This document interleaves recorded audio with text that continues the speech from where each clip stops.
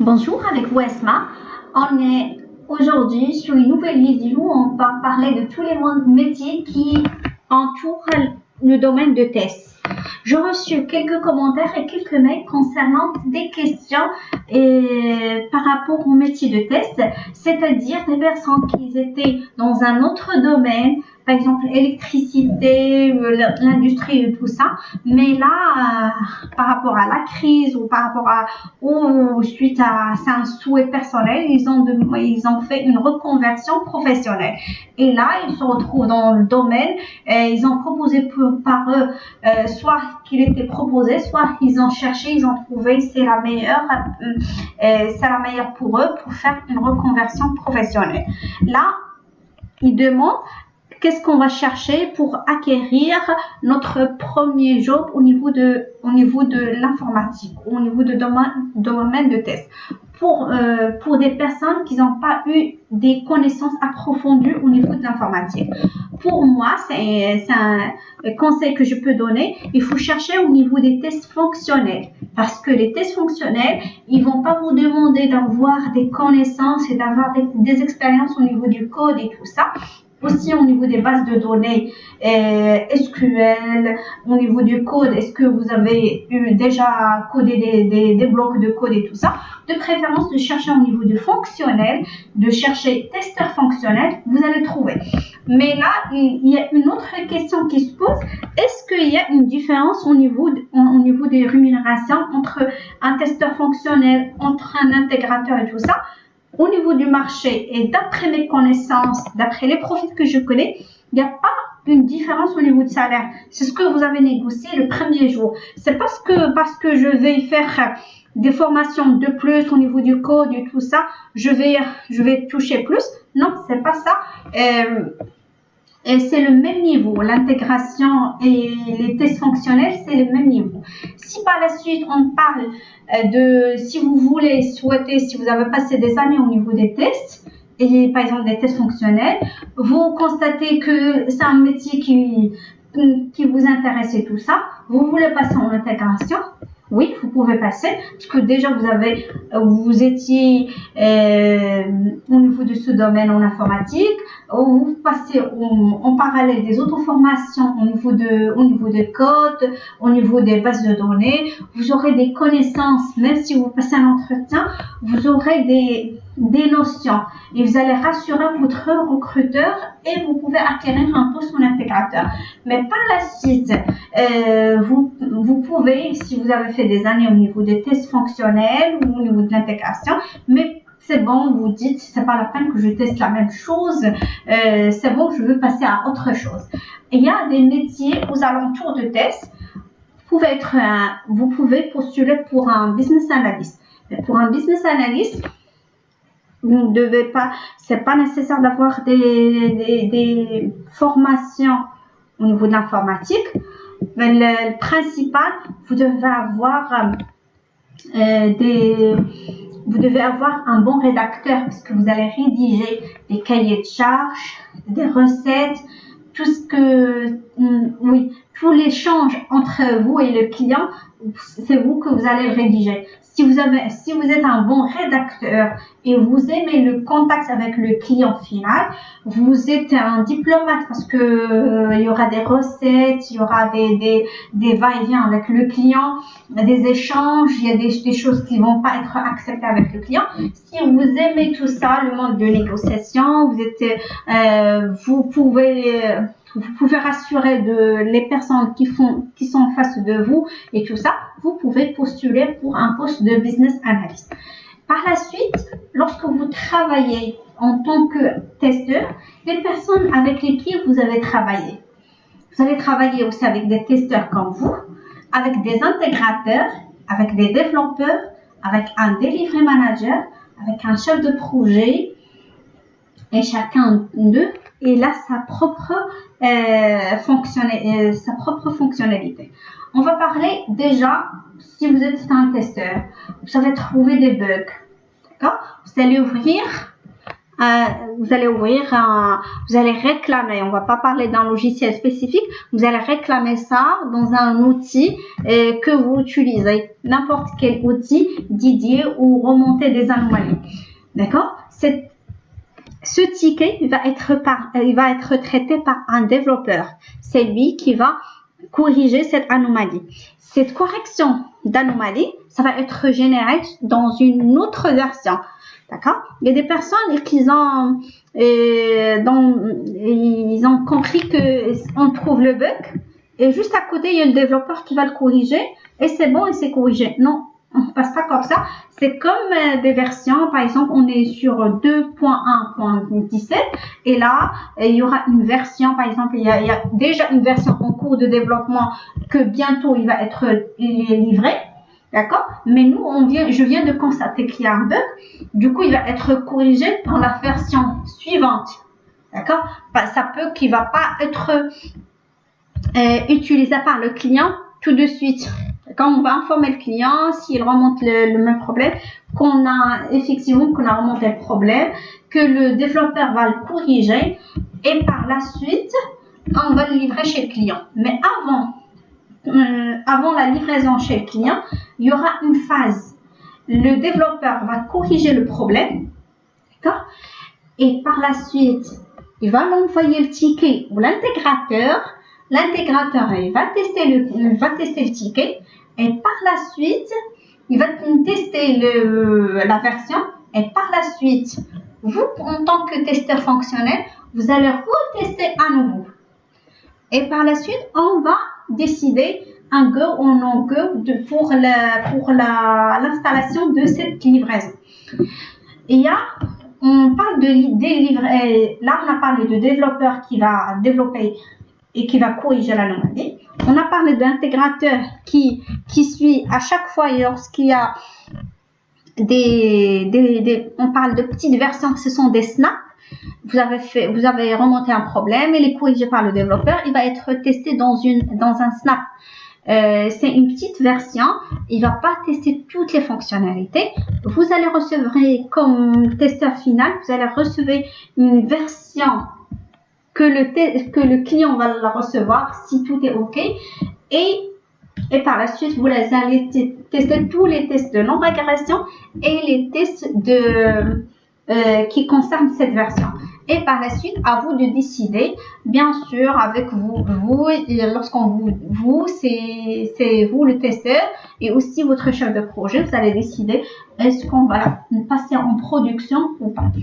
Et là, on va parler aussi de delivery manager. Le métier de delivery manager, on peut dire on peut pas dire que c'est le N+1 des développeurs. C'est le responsable des développeurs. On peut dire c'est pour gérer le monitoring de tickets. Parce que nous, en tant que testeurs, on va créer parfois 10 tickets dans la journée. D'autres personnes, des collègues, ils vont faire la même chose. Du coup, qu'est-ce que le développeur va corriger en premier? La correction prioritaire, c'est le delivery manager qui prend ça en responsabilité. C'est lui qui affecte les tickets à la bonne personne selon sa disponibilité. Des personnes qui sont disponibles, qui peuvent développer et corriger sur place. Selon l'expérience, s'il y a un bug qui est délicat, qui nécessite des acquis et tout ça, on va pas le donner à un développeur débutant. C'est lui qui va voir, selon lui, il y a une vision globale à son équipe et c'est lui qui va dispatcher les tickets selon les profils qu'il a, selon les disponibilités. Il a plusieurs critères pour affecter les tickets et selon la maîtrise de périmètre. Quelqu'un qui maîtrise très bien une application, c'est lui qui va la corriger, c'est lui qui va la développer. C'est du coup le delivery manager, il va monopoliser, c'est lui qui va monopoliser tous les tickets et par la suite c'est lui qui va les réaffecter à l'équipe des développeurs. Le développeur va développer, corriger l'anomalie, il l'envoie en une petite bloc de code aux intégrateurs l'intégrateur il va tester la petite partie de l'application qui concerne seulement la modification qu'on a demandé, et par la suite on va réceptionner la livraison totale, la totalité de l'application, et par la suite on va décider après une test, après l'échange et tout ça, s'il y a des bugs qu'on peut le juger mineur, ou même on l'a informé le client et il est d'accord pour qu'on livre quand même la version avec une correction par la suite, et par la suite on peut faire l'installation.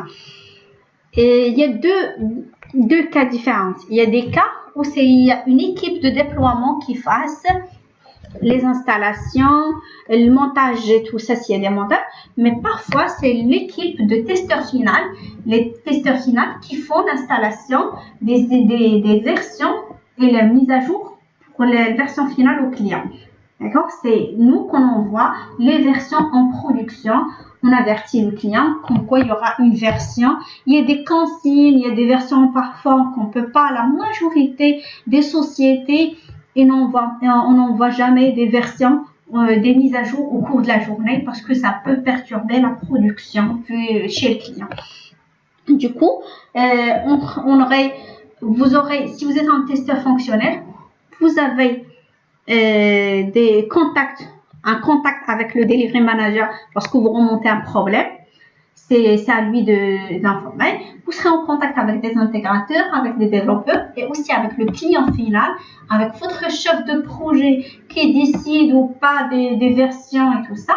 Et le business analyst, si vous avez des doutes, à chaque fois, si vous avez des doutes au niveau des specs, c'est lui qui va juger est-ce que c'est un bug ou pas.